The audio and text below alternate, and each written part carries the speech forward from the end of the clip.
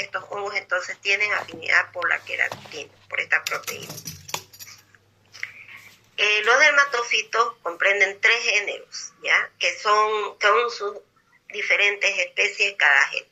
El género Trichopiton, el género Microsporum, más común, el género Microsporum, por ejemplo, más común en los animales, y el Epidermophytum.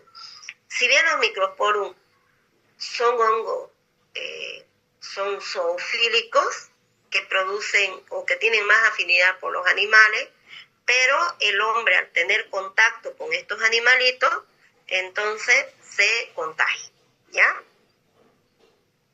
Ya. Entonces, ni el Trichopitum, Microsporum, Epidermophytum forman parte de la flora normal de la piel. Ya no son como flora normal. O sea, nosotros o lo adquirimos del suelo o de un hongo o lo adquirimos al contacto con los animales, por ejemplo el perro, o también al contacto con otra persona que ha sido infectada, ¿ya?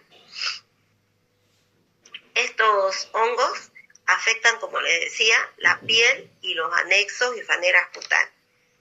Según su localización, se manifiesta por afección pilar, engrosamiento ungueal. Estamos hablando aquí de la placa ungueal de la uña, o por placas con eritema y descamación con borde activo. Ahora yo les muestro esto, ¿ya? En la piel siempre se ve un reborde, ¿ya? Muy redondeado en la piel. Reciben esto el nombre vulgar, no sé si empeine, tal vez lo han escuchado, ¿ya? Entonces, generalmente en la piel pueden ser, ¿por qué decimos placas? Porque son áreas grandecitas de piel que pueden verse afectadas. Entonces, puede iniciar pequeña y se va extendiendo. Entonces, tiene un borde activo, se nota la diferencia entre la piel afectada y la que no está afectada. Entonces, el borde es activo porque se ven pequeñas vesículas chiquititas. Y en el centro tienen descamación de la piel, entonces se ve un área blanquecina, ¿ya? Entonces, eso hay que ver, porque esa es la afección. Como son hongos superficiales, entonces tenemos que ver nosotros generalmente si la piel está sana, lisa, como es de costumbre, o tiene esta lesión, ¿ya? Esto es lo típico. Eritematosa, la zona, la placa es eritematosa, hay descamación en el centro y borde activo en los extremos, ¿no? Bueno, estas micosis son de evolución subaguda o crónica y puede producir cierto prurito en el paciente, ¿ya? Puede haber una invasión más profunda de la piel, pero eso es excepcional, ¿ya? En general, el área más afectada es la piel. Otro lugar, la faneras cutáneas. Otro lugar, el cuero cabelludo, ¿ya? Que también es piel, ¿no? Pero el cuero cabelludo también. En cuanto a la epidemiología de los dermatofitos, son micosis que pueden verse o producirse, están en las... que dicen que están en sala de espera. Vamos a habilitar. Ya está habilitado. Ingresa nomás. Ya. Entonces, en cualquier región del mundo, pero predominan en zonas tropicales. Se las considera, de todas las micosis, de todas, estas son las más frecuentes, ¿ya? Entonces, es la más frecuente de todas las enfermedades producidas por hongos, ¿ya? Y de las micosis con que van a la consulta, por ejemplo, una persona que se ve afectada, entonces, del 70 al 80% de todas las micosis, ya, es en cuanto a la frecuencia de las micosis. Ahora, si comparamos la consulta que una persona va al dermatólogo y le dice, bueno, mire, tengo esta manchita o tengo esta lesión, el 5% de la consulta dermatológica es por estos tipos de hongos, ¿ya? Puede afectar a sujetos de cualquier edad, raza, sexo, así de cualquier medio socioeconómico o ocupación.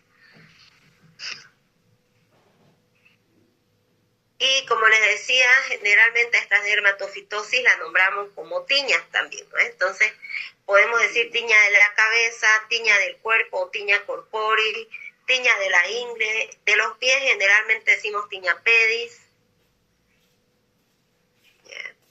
De las uñas, onicomicosis. Y como les decía, hay formas profundas, pero esta es la menos frecuente, ¿no? Son menos frecuentes. Bueno, entonces la tiña de la cabeza, viéndolo así, el predominio de la dermatofitosis de la cabeza o tiña de la cabeza predomina en áreas rurales o suburbanas y en personas de una clase media socioeconómico bajo, ¿ya? En promedio. Y el 98% de estas tiñas se produce en los niños, entonces es más frecuente en niños, ¿ya? Ahora, de todos los hongos, porque hay varias especies y hay géneros también que producen, el más frecuente es el Microsporum canis. Este es del perrito, el Microsporum canis. En la tiña del cuerpo se va a presentar en cualquier sexo, edad, pero el predominio vamos a ver que es un poco diferente entre los niños y los adultos, ¿ya? En niños predominan también el Microsporum canis y el Trichopitum tonsurans. En adultos predomina el Trichopitum rubrum y el Microsporum canis, como de segundo. El rubrum puede empezar también, que es muy común en la ingle, ¿ya? Bueno, la tiña de la ingle y de los pies predomina en varones adultos, es más frecuente en áreas urbanas, así como en deportistas, militares, nadadores y personas que por su ocupación usan zapatos cerrados, ¿no? Entonces como que puede haber ahí como que macera el hongo, porque hay personas que todo el día están con sus zapatos cerrados, por ejemplo, que sean un par de tenis, ¿no? Y tienen la media, más con la temperatura, entonces todo el tiempo el pie está ahí húmedo, ¿no? Macerado. Entonces ahí es como un caldo de cultivo para el crecimiento del hongo, ¿ya? El hongo más frecuente en la ingle y en los pies es el Trichopitum rubrum. Aquí estoy resaltando los más frecuentes nada más, ¿ya? Pero no quiere decir que sean los únicos productores de tiña de la cabeza, del cuerpo o de la ingle y de los pies. Las onicomicosis o las tiñas de las uñas, de todas las onicomicosis son las onicopatías más frecuentes y predomina en personas entre 20 a 40 años de edad. Ahora, el 71% de los casos de la onicomicosis es producida por estos dermatofitos y el resto ya es producida por cándida o por otros, ¿ya? Bueno, entonces, de los más frecuentes es el Trichopitum rubrum, que representa entre el 71 al 85%, el Trichopitum mentagrophyteus variedad interdigitalis, que también se pueden encontrar en los espacios interdigitales de los pies, ya este hongo. Entonces esos son los dos más frecuentes, Trichopitum rubrum, Trichopitum mentagrophyteus variedad interdigital. Y hongos que no son dermatofitos, porque la cándida albicans no es un dermatofito, esa también puede producir micosis entre el 10 al 20% de los casos, de las que son producidas por hongos, ¿ya? Porque hay otras onicomicosis de otras causas que no son hongos, ¿ya? Bueno, de las formas profundas que le decían que eran excepcionales, tenemos el granuloma tricofítico, este predomina en mujeres adultas.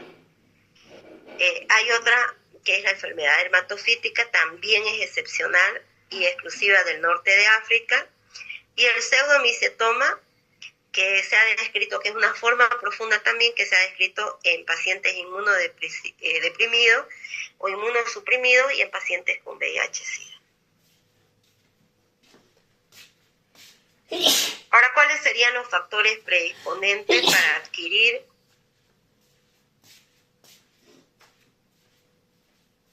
¿cuáles serían los factores predisponentes para adquirir estas micosis o estas dermatofitosis.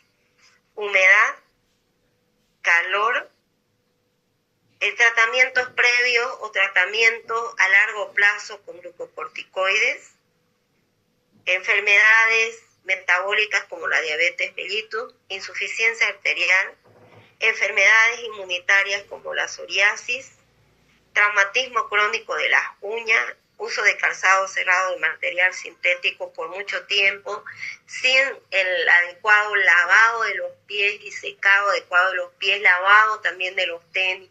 A veces yo he visto jóvenes, ¿no?, que lavan los tenis ni lo dejan que se seque, ya se los vuelven a poner, entonces eso no es adecuado, ¿ya?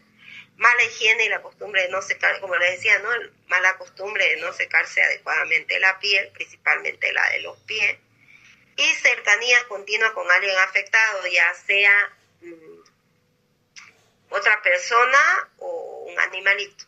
Entonces esos son los factores predisponentes para adquirir esta micosis.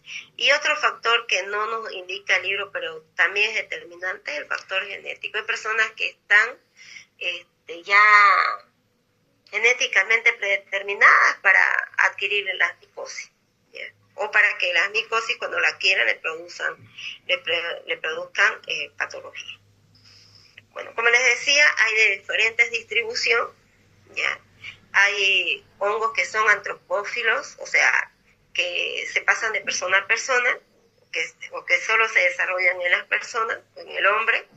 Entre esos tenemos Epidermophytum flocosum, Trichophytum entagrophytis variedad interdigitalis, Trichophytum rubrum, Trichophytum tonsuram, Trichophytum violaceum y Microsporum audini.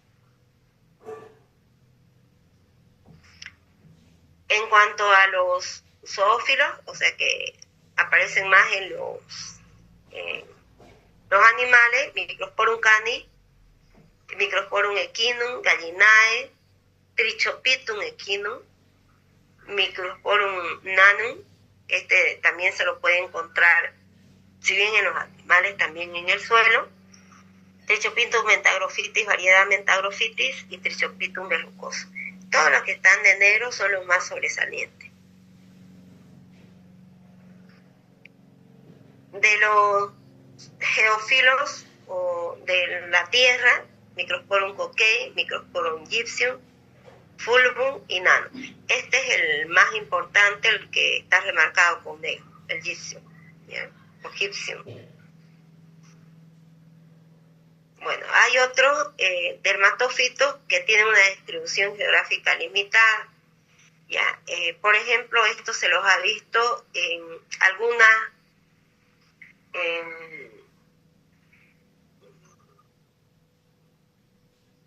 razas determinadas, ¿ya? Y en algunos lugares determinados, también determinados lugares geográficos, ¿ya? El Trichophytum sloeni y el Trichophytum concentrico. Esto, por ejemplo, en indígenas mayas, el Trichophytum concentrico. Bueno, ahora, entonces, ¿cómo los clasificamos a los dermatofitos? ¿Ya? Son sexuados, pertenecen al reino fungi, división eumicota, subdivisión ascomicotina,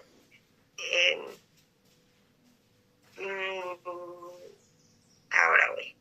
De los sexuados, el género Atroderma, pero nosotros estudiamos a esto, ya, a los asexuados, y tenemos la subdivisión Deuteromicotina y la familia Moniliceae. Los géneros, estos son los tres que nos interesan: Epidermophytum, Microsporum, Trichophytum. Y bueno, hay varias especies, ¿no? Por ejemplo, Epidermophytum flocosum, Microsporum canis, Trichophytum rubrum, etc. ¿no? Vamos a ir mencionando a los más sobresalientes, porque son varios, ¿ya? Bueno, entonces, los microorganismos causales reciben el nombre de dermatofitos. ¿Por qué dermatofitos? Porque tienen afinidad por la piel, ¿ya? Estos son hongos queratinofílicos, que quiere decir que tienen afinidad por la queratina. ¿Ya? Entonces, estos hongos limitan su presencia o su crecimiento o desarrollo a estructuras que contienen queratina. O sea, ¿quiénes contienen queratina? La piel, o sea, la capa córnea de la piel. ¿No? Capa córnea de la piel, la uña y los pelos. Pero se desarrollan principalmente en el cuero cabelludo, ¿ya? En las uñas, en la placa unguial y en la capa córnea de la piel. Si no para que no se confundan, agreguen ahí capa córnea de la piel, ¿ya? Ahora, el desarrollo de esos propágulos de hongo se van a transmitir la enfermedad por artroconidios o clamidoconidios. Les voy a mostrar cómo se ven estas estructuras. Ya, les adelanto que estas parecieran, o sea, esos artroconidios, si nosotros lo vemos, son estructuras rectangulares que van una al lado de otra y parecieran como si fueran los vagones de un tren. ¿Ya? Ahora les digo la característica que es el clamidio, porque son propágulos, unos son redonditos, otros son más grandes, ahora les muestro. ¿Ya? Bueno, entonces, estos artroconidios o clamidoconidios se encuentran en los epitelios de escamación o en los pelos. ¿De escamación de qué? De la piel, ¿ya? O también se puede encontrar en ese cuero cabelludo de la piel o los pelos. Ahora, se han identificado 43 especies anamorfas y casi todas pueden vivir como saprófitos del suelo. De las 43 especies, 11 se consideran importantes como agentes patógenos. Entonces, si ustedes se dan cuenta, aquí se los he remarcado, miren aquí. Aquí hay 2, 3, 4, 5, 6, 7, y aquí están las 7, 8, 9, 10, 11. Bueno, nada más. Entonces, estas son las más importantes. Que el Trichophytum mentagrophytus lo contamos como uno, pero tiene dos variedades, interdigitales y el Trichophytum mentagrophytus variedad mentagrophytis. Entonces serían los 11. Bueno, en general, estos dermatofitos son hongos anamorfos de los géneros, como lo decía, Trichophytum, Microsporum y Epidermophytum. Ahora, se van a distinguir entre sí por sus conidios, en especial por los macroconidios, los cuales son específicos para cada género. Cuando veamos el laboratorio y el desarrollo de estos hongos en los medios de cultivos especiales, entonces les voy a mostrar cómo se vería después de que se desarrolla la colonia. Se saca una parte, se hace un extendido, se colorea y se observa al microscopio. Entonces ahí se pueden ver los conidios y macroconidios, que son diferentes para cada especie.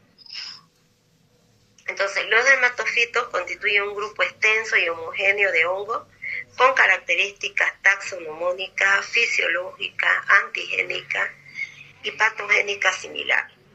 Y bueno, y entre sí solo presentan leves diferencias en cuanto a la nutrición y diferencias enzimáticas.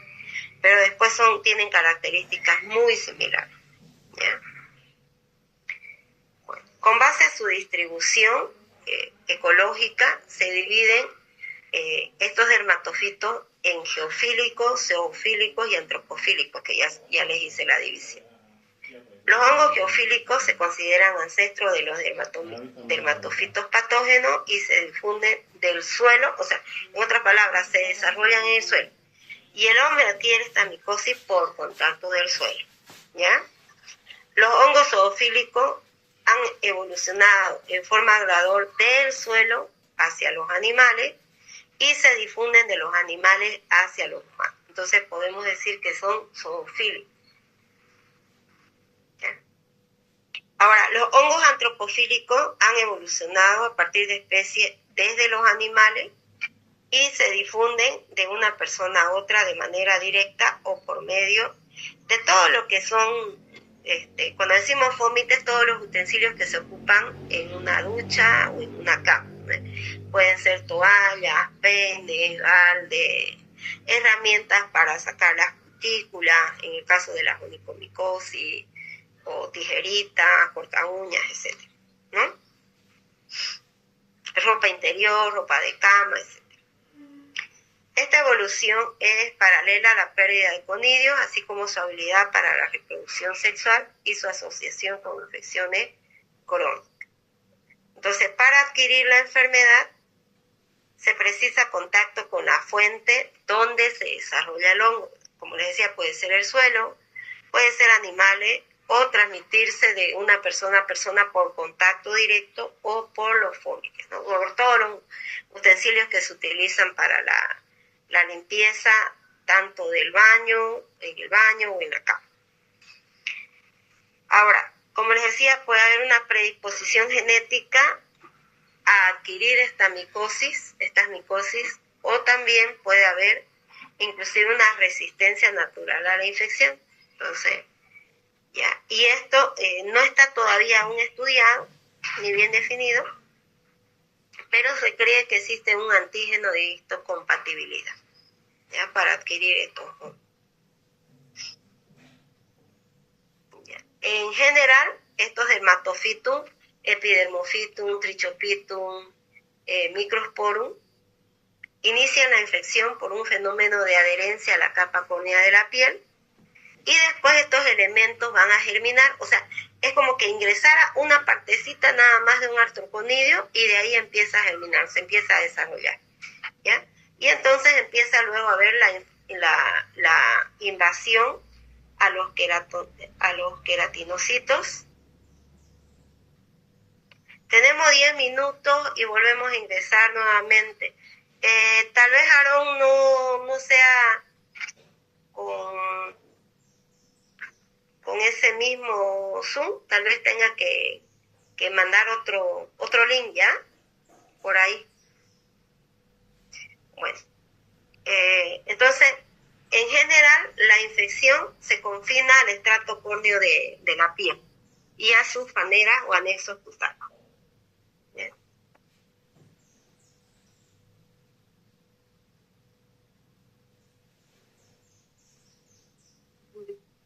Bueno, de manera excepcional, a un poquito más profundo, de manera excepcional, generalmente la capa córnea de la piel. Y entonces, de manera excepcional, podría ir a la parte granulosa.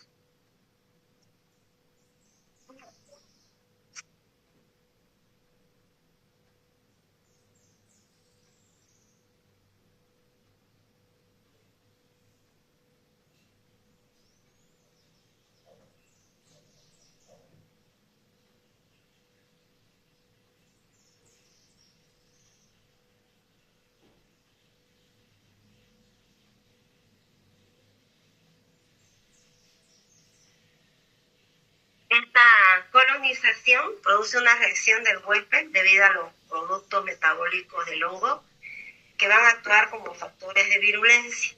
Entonces, entre esos factores de virulencia tendríamos las queratinasas o proteasas que digieren queratina, y bueno, entonces van a digerir la queratina. Los hongos pueden liberar antígenos, además, como glucoproteínas. Estos antígenos, que son glucoproteínas, estos antígenos fúngicos, además liberar elastasas, que estas están relacionadas con la enfermedad aguda, y lipasas vinculadas a enfermedad crónica. O sea, en otras palabras, todas estas estructuras químicas son factores de virulencia del hongo. ¿Ya? Entonces, queratinasas, proteasas, elastasas, lipasas, ¿ya?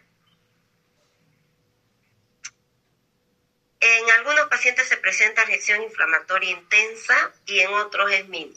E incluso puede haber un comensalismo asintomático entre hongo y huésped. Entonces, en algunos podemos ver áreas grandes, extensas de lesiones, e inclusive en algunos pueden haber formas inflamatorias, principalmente si la persona tiene inmunodeficiencia, porque en esas personas se pueden presentar las formas inflamatorias, pero en otros puede ser mínimo, ¿ya? ¿De qué depende? Del sistema inmunológico de cada persona. En la mayor parte, la principal característica es un infiltrado linfático. Si lo vemos nosotros al microscopio, ¿ya? la lesión, vamos a ver que hay un infiltrado linfocitario perivascular en dermis superficial, y en las fases tempranas de lesiones muy inflamatorias hay acumulación perifolicular de neutrófilos. Ya más tarde aparecen células gigantes alrededor de los folículos pilosos destruidos. Pero esto si lo vemos nosotros al estudio histopatológico. Pero ya viendo la lesión macroscópicamente, viendo la lesión, tiene esa característica que les dije. Es eritematosa la parte, o sea, se presenta de un color diferente a la piel, tiene un borde, ¿ya? Un borde bien delimitado, que se denomina borde activo, donde se ven unas pequeñas vesículas, y en el centro la piel está descamada. Se observa una parte blanca, ¿ya? Blanquecina, y que se está descamando. Esa es la característica típica de una lesión, macroscópicamente. Bueno, el grado de respuesta depende de dos factores: de la especie causal y del grado de hipersensibilidad del huésped.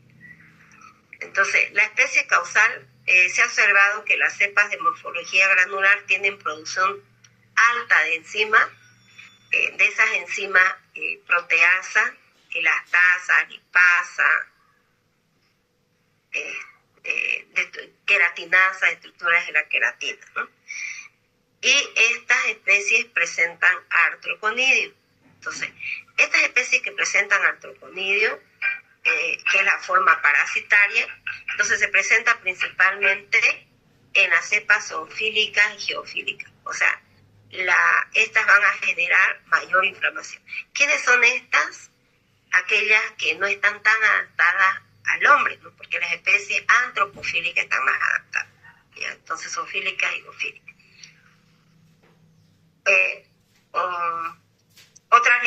Otro grado de respuesta es el grado de hipersensibilidad del huésped, ¿no? Incluso se ha propuesto una actividad reguladora de proteasa y quizás influya la temperatura y la localización de la enfermedad.